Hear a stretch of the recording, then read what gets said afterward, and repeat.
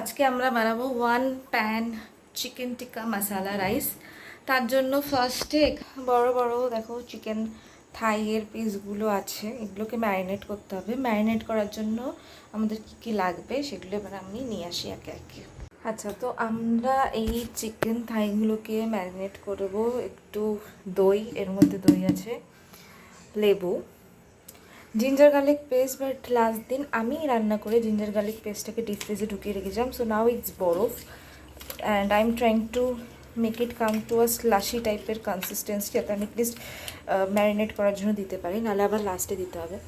আচ্ছা, আর লাগবে ধনে, জিরে, গোলমরিচ, লাল লঙ্কা, হলুদ, নুন, এগুলো সব লাগবে, এগুলো লাগবে।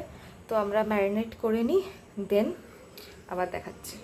তো আমার এখানে ম্যারিনেট করা হয়ে গেছে। এটা কিছুক্ষণ রাখবো, বেশিক্ষণ রাখতে পারবো না, কারণ আমার কাছে তো টাইম নেই, নাহলে অনেকক্ষণ রাখতে পারতাম। এখন কটা বাজে? এখন বাজে 10টা অলমোস্ট। তো 10:30 নাগাদ আমি এটা ভাজা শুরু করবো। আর হচ্ছে যে আমি এক্সট্রা দুটো জিনিস দিয়েছি, একটা একটু মেয়োনিজ দিয়েছি আর একটু চিলি ফ্লেক্স দিয়েছি। সো এখন এটা কিছুক্ষণ 8 ঘন্টার মতো ঢাকা থাক, একটু ম্যারিনেট হোক তারপর। হাই গাইস, তো আমার এখানে চিকেনগুলো ভাজা হয়ে গেছে, একটু চার করে এসছে, যেহেতু চিকেন টিক্কা মশালা রাইস, তো একটু ওই বার্ন্ট ফ্লেভারটা না হলে হবে না। এখন আমি এখানে কড়াই বসিয়ে দিয়েছি। এখন আমি আগে এগুলো ভাজবো, আবার জিঞ্জার গার্লিক পেস্ট দেবো, অ্যান্ড ইভেনচুয়ালি যা যা হবে I will tell you guys. So let's start again.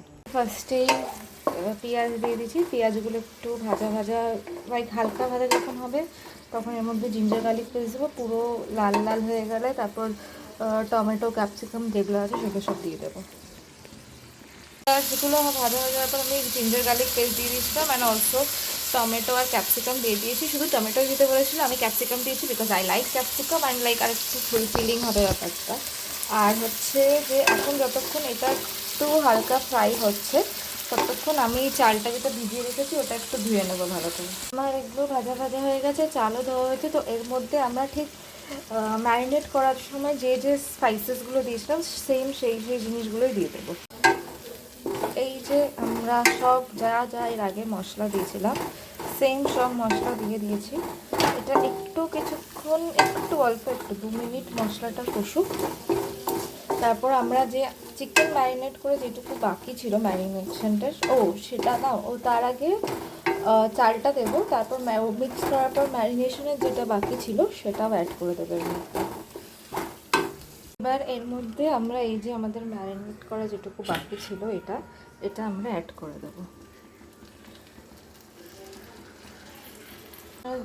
ওটা দেওয়ার পর জলও দিয়ে দিয়েছি। এবার আমাদের যে চিকেনটা ছিল ওটা আমরা আবার এটার মধ্যে অ্যাড করে দেবো। আর এটার উপর চিকেন দিয়ে দিয়েছি। এটা যখন একটু বয়েল করতে শুরু করবে তখন আমরা এটা ঢেকে দেবো ফর 30 মিনিটস। রাইতা ফ্রিজে ঢুকিয়ে রেখেছি, এমনিতে ঠান্ডা ঠান্ডা ভালো লাগবে খেতে। টমেটো, পেঁয়াজ, শসা দিয়ে রাইতা, অ্যান্ড এটা হচ্ছে আমাদের আজকের ডিনার।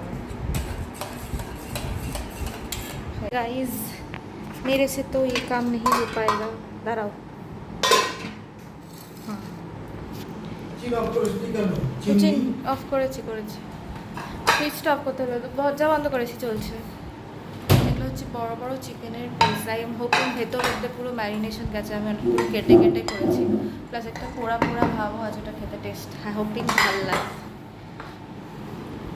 তোমরা নাও আগে একটু নিয়ে টেস্ট করে খেয়ে বলো, তারপর তাও না, ভালো করে খাও, খেয়ে বলো, বাবাকে দাও, টেস্ট করাও, নাও আগে তোমরা নাও। অবভিয়াসলি মা লাস্টে একটু বলে দিয়েছে যে নুন একটু কম হয়েছিল, সেটা একটু মা দিয়েছে। বলো, মুখে বলো। খুব ভালো হয়েছে। এই যে রায়তাও আছে, নাও মা নাও। থেকে যেটা ভালো হয়েছে, আমার রান্নাঘর থেকে একবেলার ছুটি, এর থেকে ভালো কিছু হতেই পারে না এই গরমে।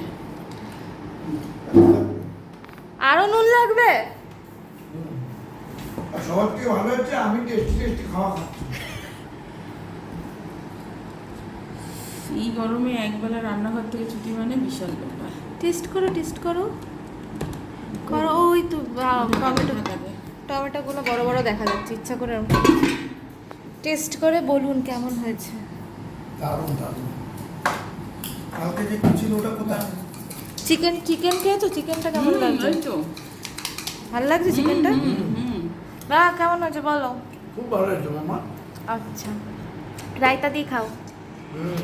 ঠিক আছে গাই, রায়তাটা দেখে মনে হচ্ছে খুব ভালো হয়েছে। আমার খুব অবস্থা খারাপ হতে গরম নেই। আবার পরে যেদিন রান্না করবো সেদিন দেখো।